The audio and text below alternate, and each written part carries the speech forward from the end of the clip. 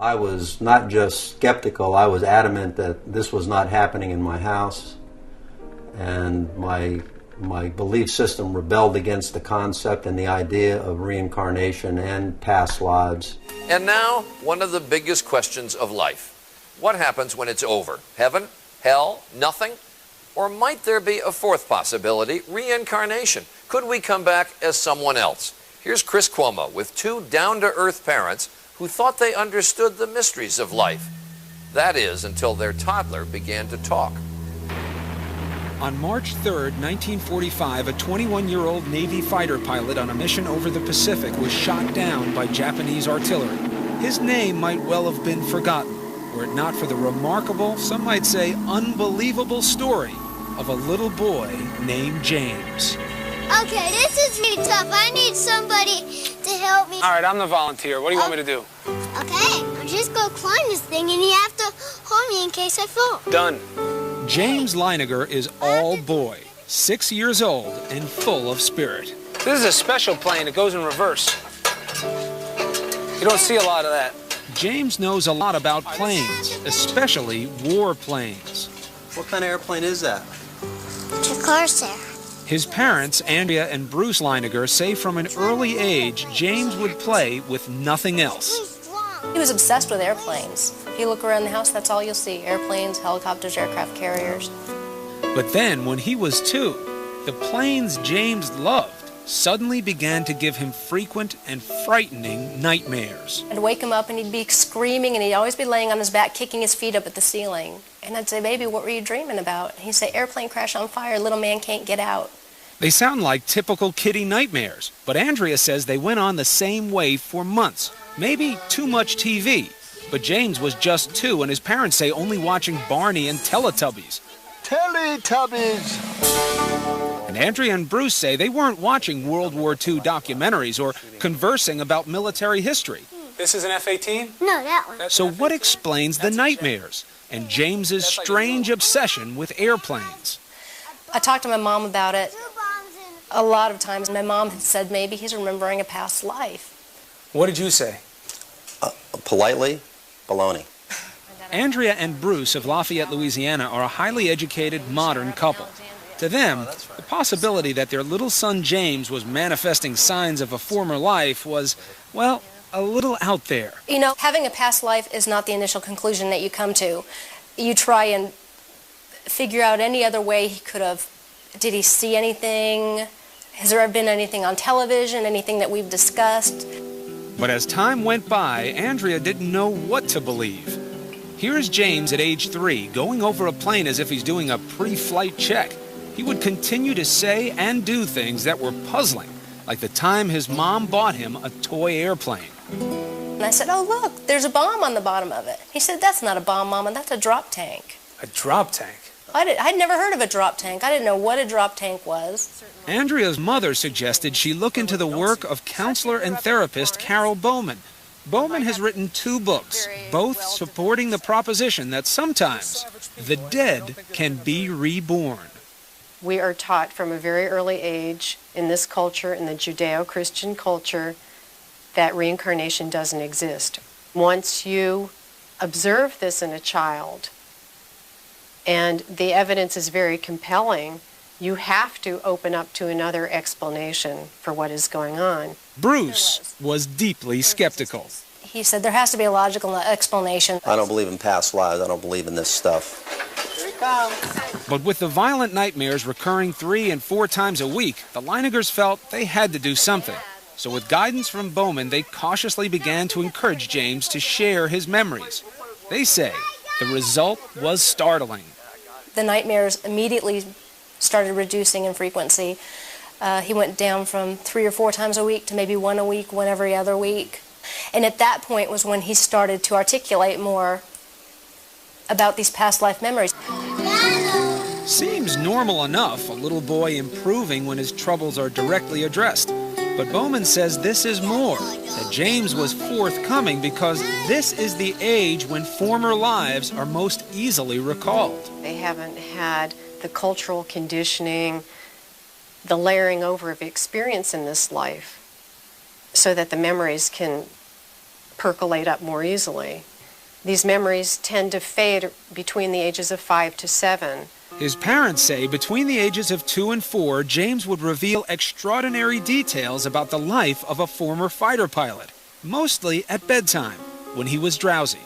Bruce said, "What happened to your plane?" He said, "It crashed on fire." And Bruce said, "Why did your airplane crash?"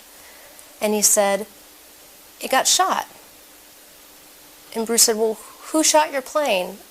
And I'll never forget the look on his face. He went, "Oh, the Japanese." Still, despite these extraordinary stories, Bruce remained dubious. Almost to prove they couldn't be true, he began to piece together the details James was sharing. And what he found, he says, shook him to the core.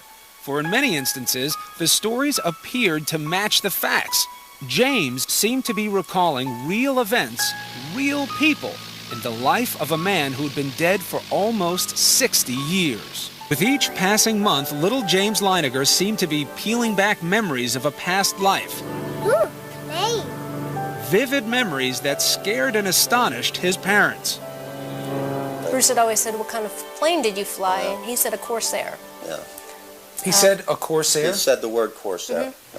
Not only did James remember flying a Corsair, he demonstrated knowledge of the plane's peculiarities, like the time he was flipping through a book about planes when he was 4.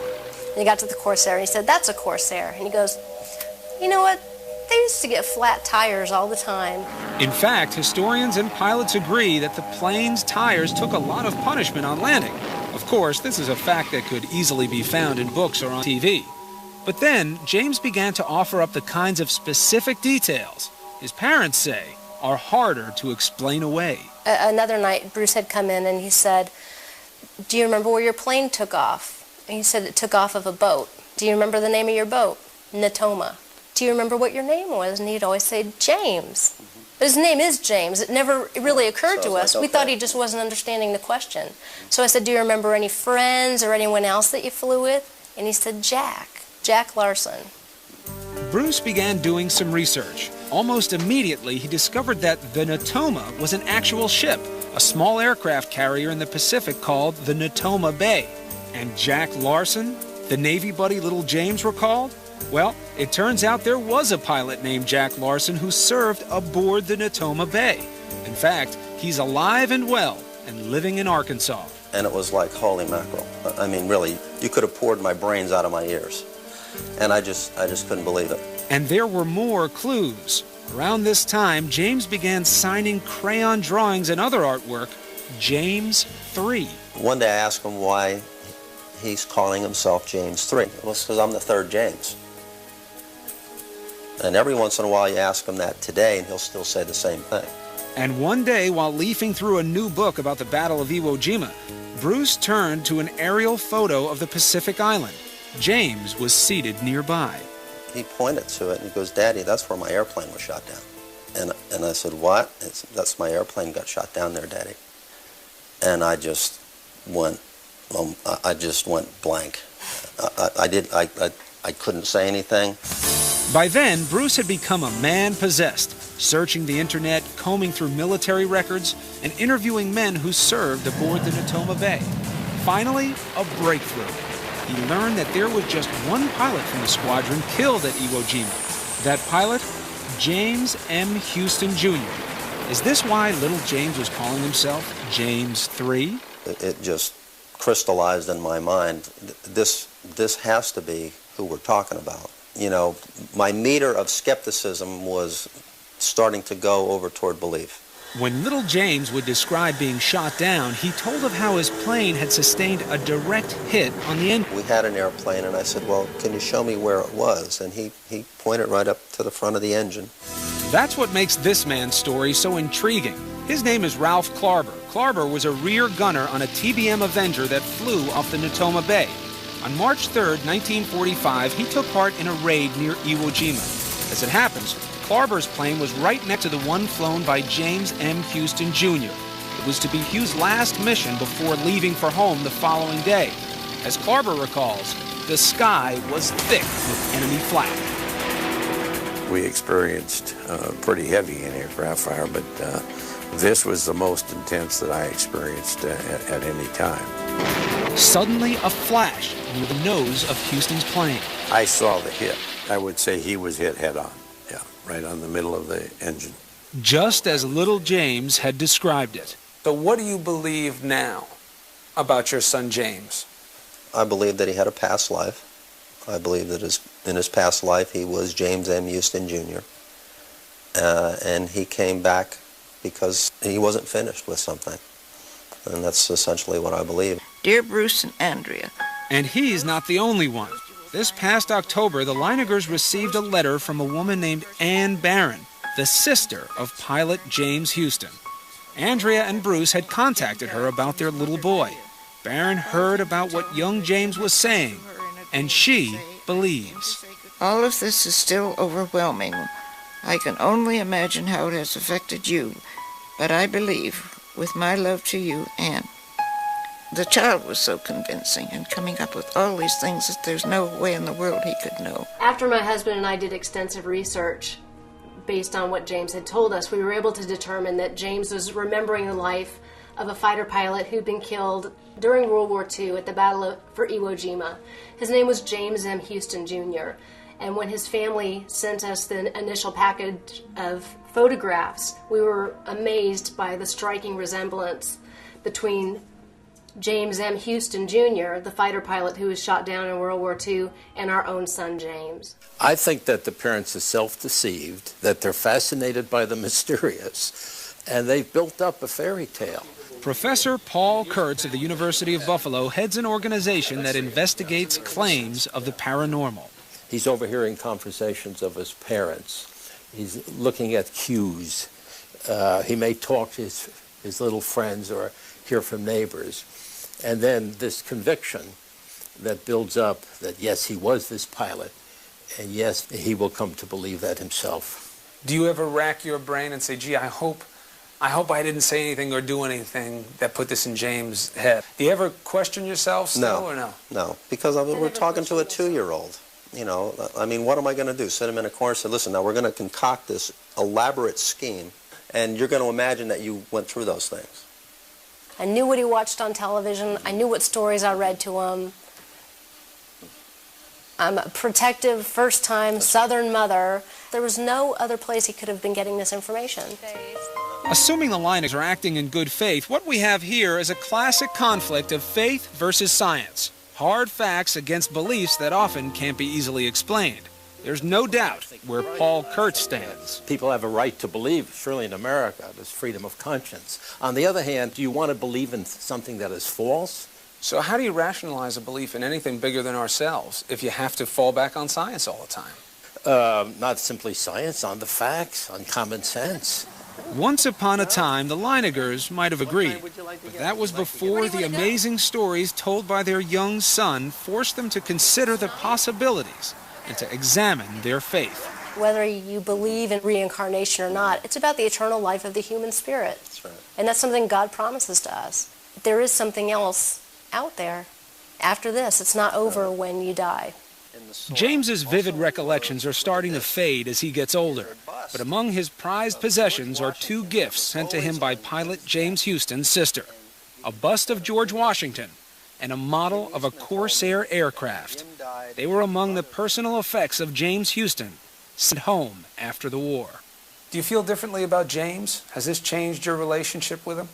No. We have always felt that he's a special little boy because he's our son. He appears to have experienced something that I don't think is unique, but the way it's been revealed is quite astounding. But it doesn't change how we think. I don't look at him and say, that's not my son, that's someone else. That's my boy. Good one! It might be a natural assumption that it's just Buddhists and Hindus who believe in reincarnation, but would it surprise you to know that 1 out of every 4 Americans, Christians and Jewish alike, believe that souls do return again in different bodies?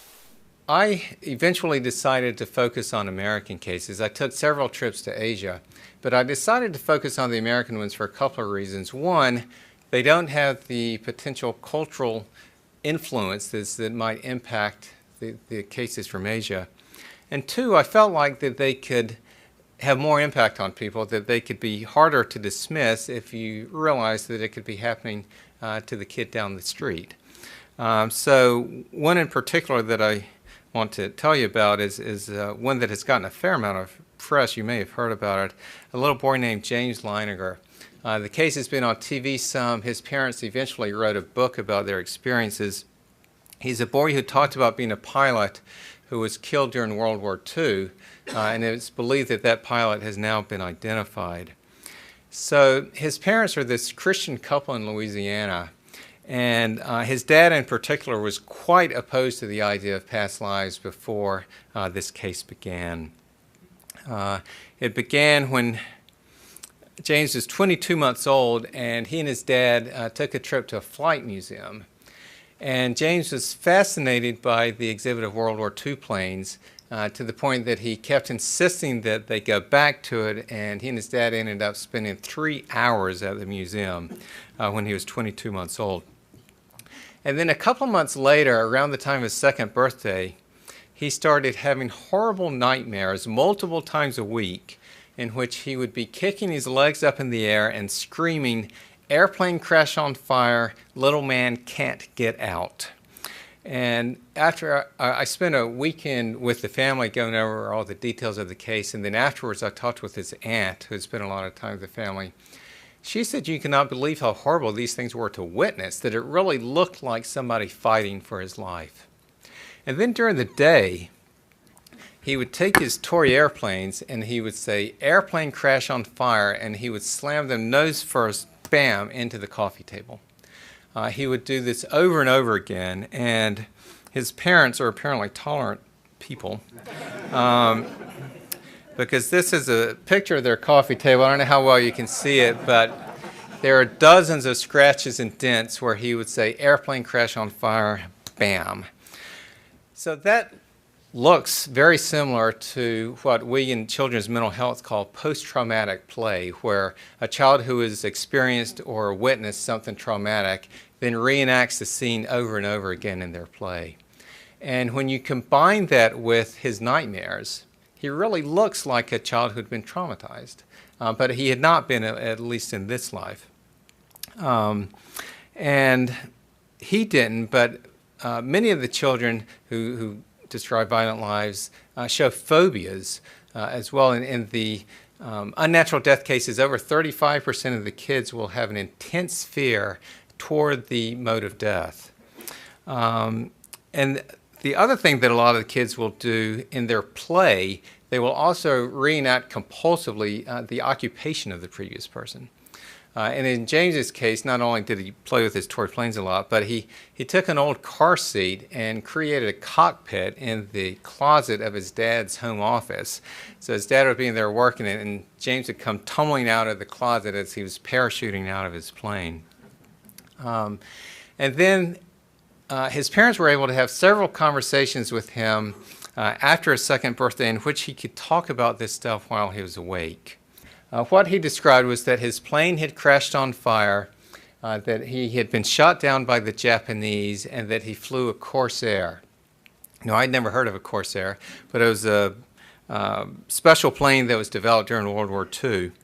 And after this case got some publicity, skeptics said, well, he just saw a Corsair at the museum and the name stuck with him. And in fact, if you go to the website of the Flight Museum, you see that in fact there is a Corsair there.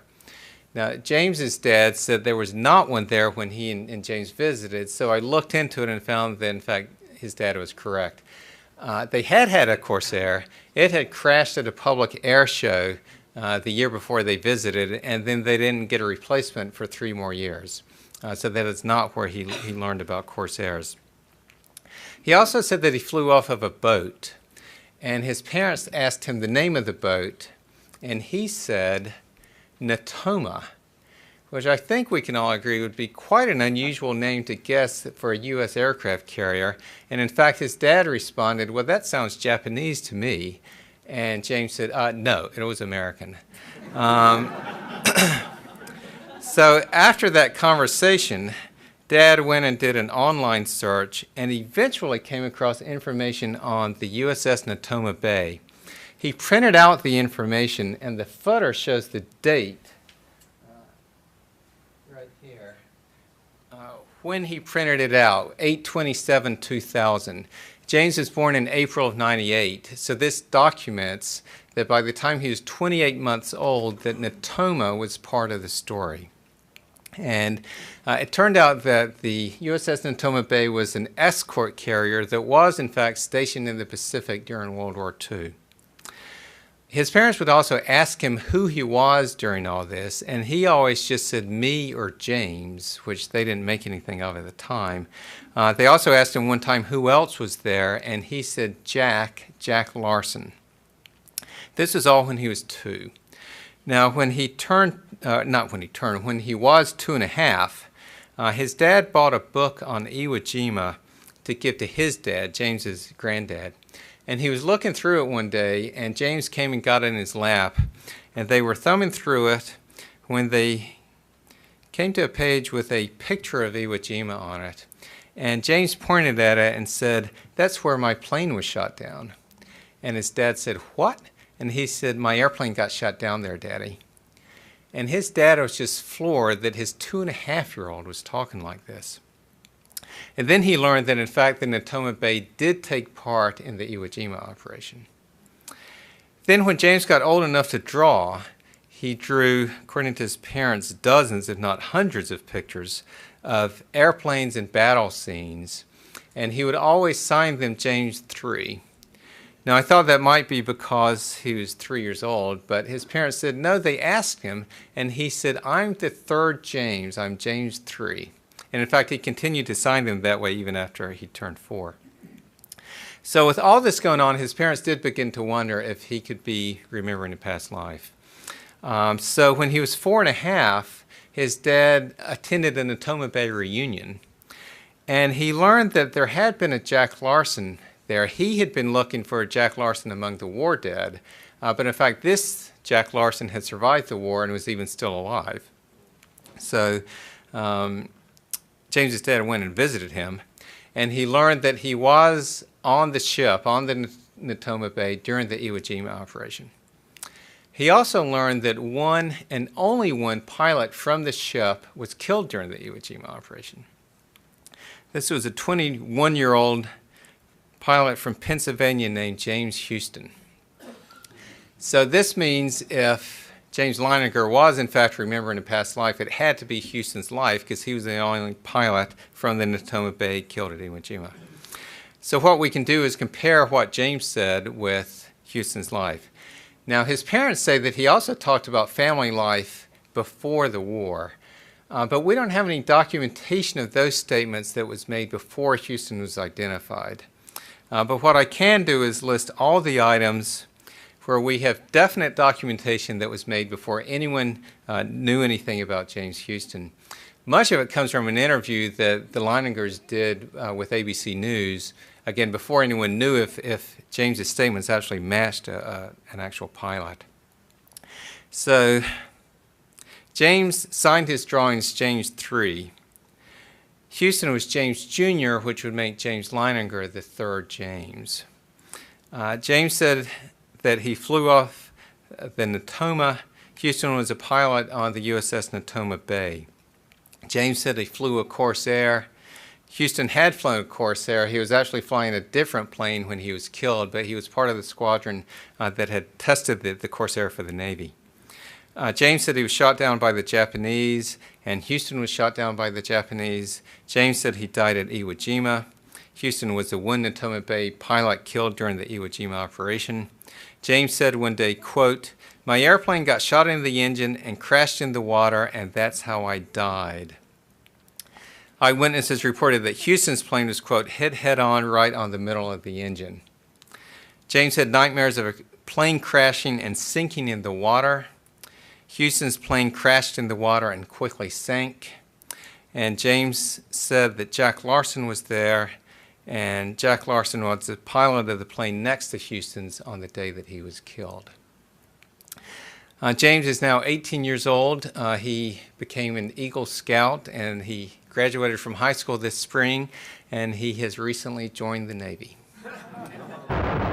he would just be crying. He'd say, airplane crash on fire, little man can't get out. He laid on his back and kicked up at the ceiling, and he goes, Mama, the little man's going like this. And he laid on his back and kicked his feet up. The little man's going, ooh, ooh, ooh, ooh, ooh, ooh, can't get out. And I said, well, who's the little man, baby? And he goes, me. I thought Bruce and I were just gonna faint. They questioned, what kind of plane? Corsair. Why did your airplane crash? My plane was shot down. Who shot your plane? He looked at me like I was a village idiot. He said, the Japanese. He said his name was James. But his name is James. Whose plane took off from the USS Natoma Bay and was shot down over Chichijima. The Leiningers hoped to disprove it, but learned it was all real, including a pilot named James Houston. Leo Pyatt served with Houston. Yes, there was a Jim Houston, a rather large shell, just hit him in the engine, and it burst into flames and went down. James recognized other shipmates by name and told his mother about James Houston's most treasured possessions and his sisters, Annie and Ruth. It freaked me out. This looks like an amusement park ride, but to James, it's a World War II flight simulator. He has more than 50 specific memories. Reincarnation experts call it the most documented case ever. It's a great case because it is verifiable. Well, it all started when their young son woke up from a bad dream in the middle of the night. He began recounting stories of a fallen World War II pilot. His mother and father never told him those stories. In fact, they think he may have experienced them in a past life. The Leiningers have shared their son James' story all over the world in hopes of shedding light on what we do not know about the afterlife. And James' story, detailed in the book Soul Survivor, has gained so much popularity it's been translated to 10 different languages. And joining me now are Andrea, Bruce, and James Leininger. Thank you all for being with us this morning. Certainly, you know, we've been sort of hinting at this story all day, and it gives everyone pause because it seems almost impossible. Andrea, can you go through and tell us about James' story? He was two when he started having these dreams. Right. And what happened? It was just after his second birthday. He started having horrific night terrors, remembering that he was in a plane that got shot down and crashed in the water, and he couldn't get out of the plane.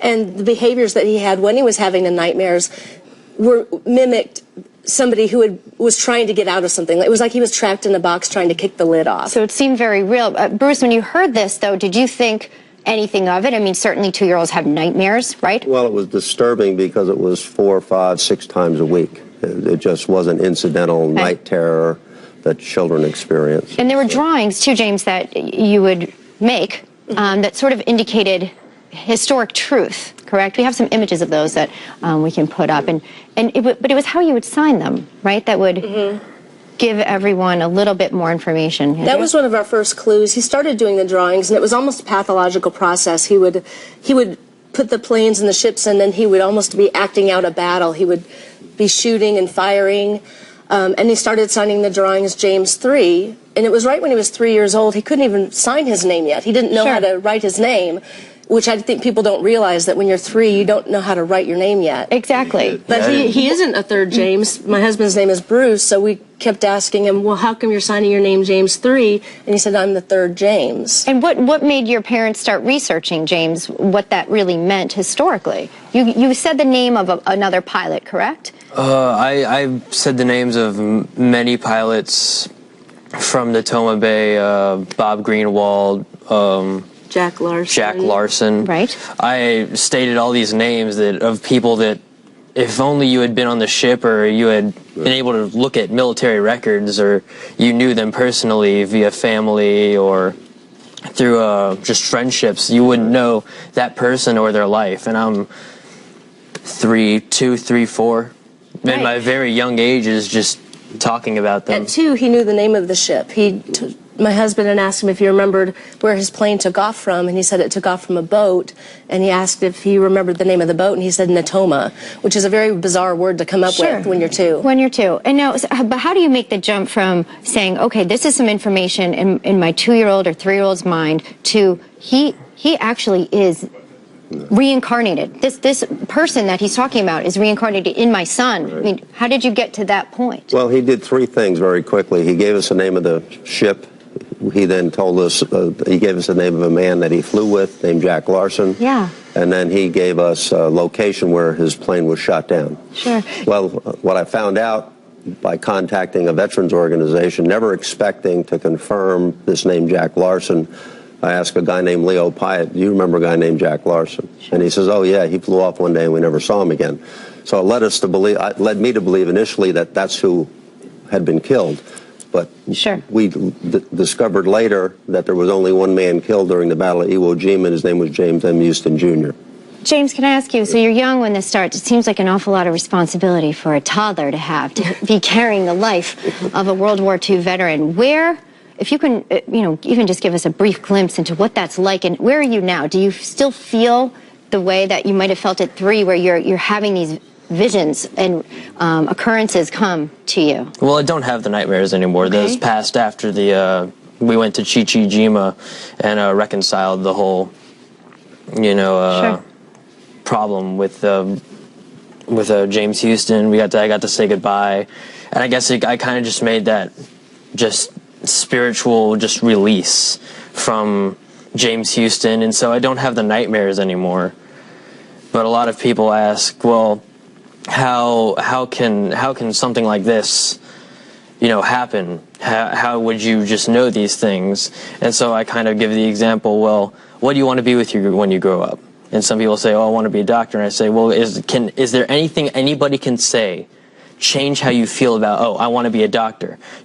Some people just have this innate knowledge from birth about, I know a lot about weaponry, I know a lot about the military, and it's just, I don't know where it comes from. Some people just know a lot about a specific subject, but where does this come from? Or maybe it comes from the exact place that you described. Mm-hmm. Exactly. Do you feel that you can live your own life, or do you feel like you cannot separate the two?